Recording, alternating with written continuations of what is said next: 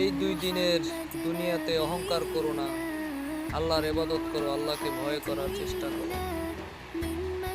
মিছে দুনিয়ায় বড়াই করো না, সুন্দরের রূপের বড়াই করো না, সুন্দরের অহংকার করো না।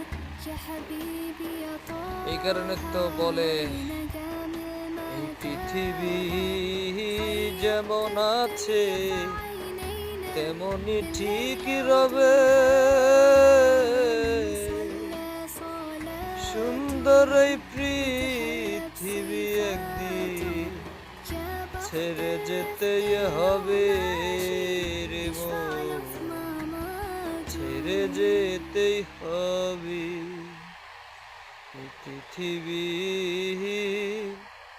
যেমন আছে তেমনি ঠিক রবে।